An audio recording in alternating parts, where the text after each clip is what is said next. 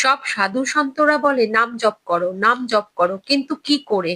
যে কোনো নামই তো জপ করলে হয়, তাহলে শুধুমাত্র ভগবানের নামই কেন জপ করতে বলা হয়? এই বিজ্ঞানটাকে আমাদের বুঝতে হবে। নাম জপ হলো ভক্তি মার্গের সর্বোচ্চ মার্গ।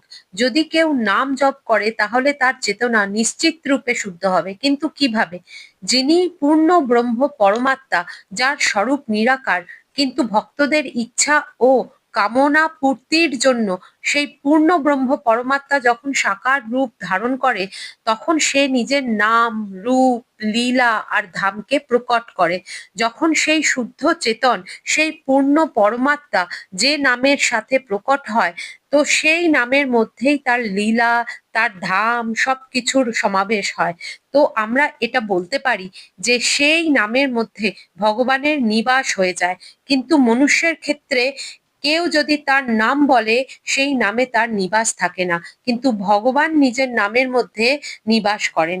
কারণ তুলসীদাসজি বলেছেন শ্রী রামচরিতমানসে, হরি ব্যাপক সর্বত্র সমানা প্রেম তে প্রগট হই মে জানা। মানে হরি সর্বত্র সমানভাবে ব্যাপকভাবে আছে, প্রেম একমাত্র পথ যার ফলে সে প্রকট হয়ে যায়। তাহলে সুতরাং আমাদের প্রত্যেকের ভেতরেই সে সাক্ষী রূপে বসে আছে।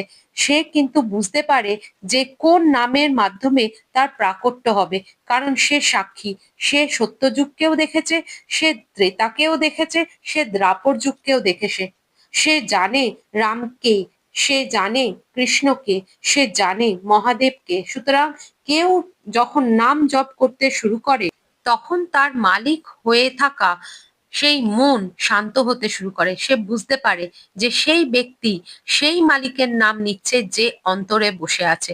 যত নাম জপ করা হবে, ভেতরে বসে থাকা সেই মালিক সাড়া দিতে থাকবে এবং মন আর ইন্দ্রিয়ের সত্তাকে সমাপ্ত করতে থাকবে, আর সব শাসন ব্যবস্থা নিজের হাতে সে নিয়ে নেবে। তাহলে সেই ব্যক্তির মন ও ইন্দ্রিয় সম্পূর্ণরূপে শান্ত হয়ে যাওয়ার পর সমস্ত জীবনের ভার সেই পরমপিতা পরমাত্মার হাতে থাকলে সেই জীবন কেমন হবে সে নিজেই সেটা অনুভব করবে।